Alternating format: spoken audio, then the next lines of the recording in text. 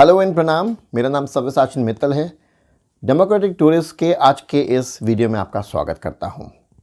एक क्वेश्चन चल रहा है इंटरनेट पे, यूट्यूब में आप देख रहे होंगे, न्यूज़ में चर्चा में बना हुआ है। कई लोगों ने मुझसे भी पूछा क्या बदलेगा इंडिया 2021 में। जब लोग बोलते हैं क्या बदलेगा इंडिया, मेरे जहन में अलग सवाल उठता है। क्या बदलना चाहता है इंडिया? इंपॉर्टेंट यह है कि 2021 में क्या बदलना चाहता है इंडिया। आपने, मैंने, हम सब ने, दुनिया ने 2020 से बहुत कुछ सीखा है। 2020 was a very difficult year. तो हमने जो सीखा है 2020 से, अगर हम उस सीख को इंप्लीमेंट करेंगे तो ही तो बदलेगा इंडिया। महत्वपूर्ण चीजें क्विकली रेखांकित करता हूं, आपके समक्ष रखता हूं, देखिए अगर आप मेरे से सहमत हैं तो। इस आपदा के समय ने हमें सिखा दिया कि जीवन की कितनी कीमत है, कितना महत्वपूर्ण है हेल्थ इंफ्रास्ट्रक्चर, और हमारे देश में उसकी वास्तविक वस्तुतः स्थिति क्या है। Specially government hospitals, primary health care units कहां खड़े हैं, यह आज सबको साबित हो चुका है।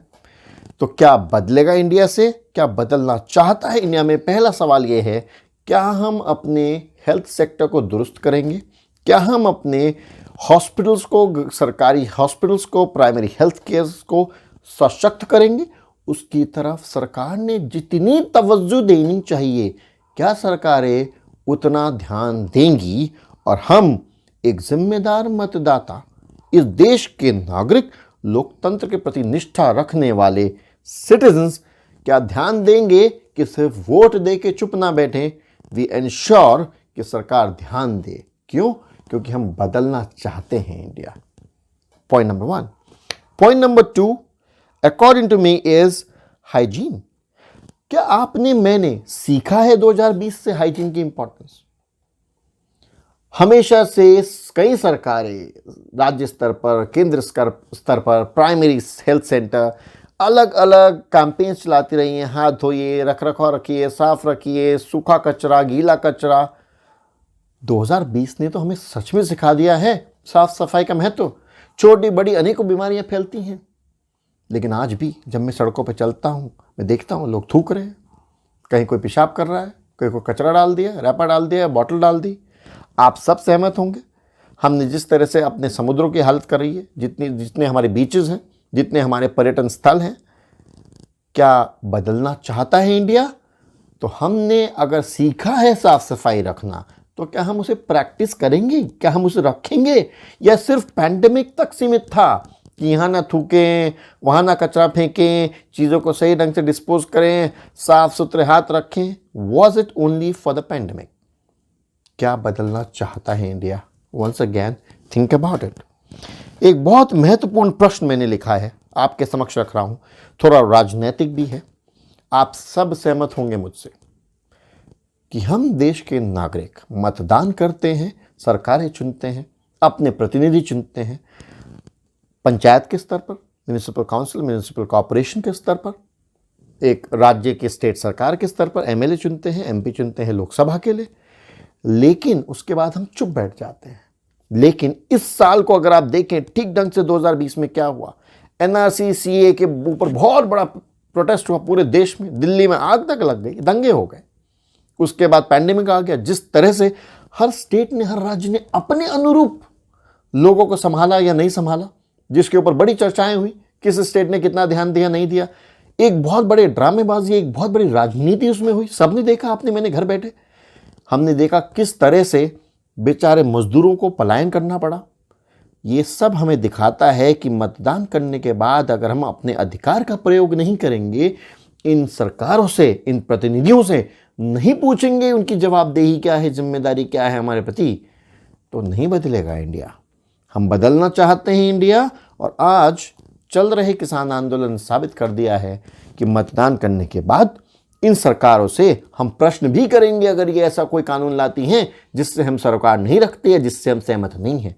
तो क्या बदलेगा इंडिया? क्या बदलना चाहता है इंडिया? हाँ, बदलेगा इंडिया। हाँ, बदलना चाहता है इंडिया। आप और मैं उठ खड़े होंगे, अपने अधिकारों के प्रति सचेत होंगे, तो डेफिनेटली बदलेगा इंडिया। एक बहुत महत्वपूर्ण अंतिम सवाल आपके समक्ष रखता हूं, ध्यान दीजिएगा वेरी वेरी केयरफुली।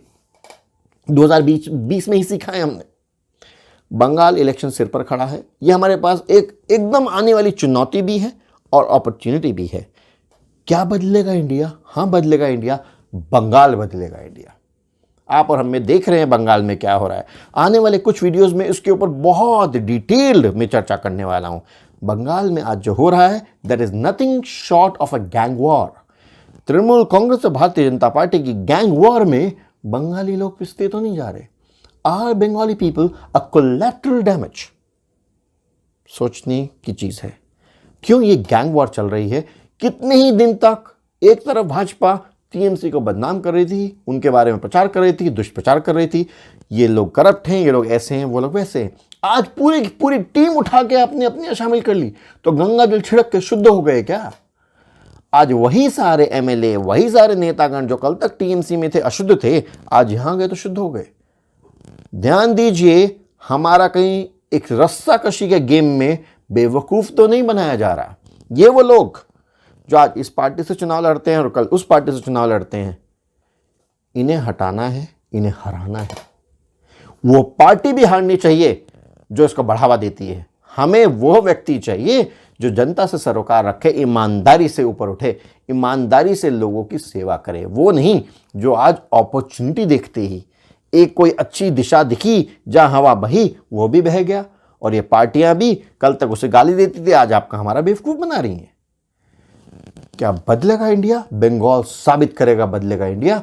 उन अच्छे लोगों को चुन के इलेक्शन में, स्टेट असेंबली में भेजेगा जो लोगों का बेवकूफ नहीं बनाते, जो लोगों के विश्वास के साथ समझौता नहीं करते, जो पार्टियां एक दूसरे को बदनाम करके, गुंडागर्दी करके, लड़ाई झगड़े करके, हमारे बारे में बात ना करके इलेक्शन जीतना चाहती है, उन्हें हराएगा बंगाल। आइए इसके ऊपर अपना निर्णय ले लें आज। क्या बदलेगा इंडिया? हाँ बदलेगा इंडिया। हम बदलेंगे इंडिया, इस देश के नागरिक बदलेंगे India. 2021 should be the year for democratic win.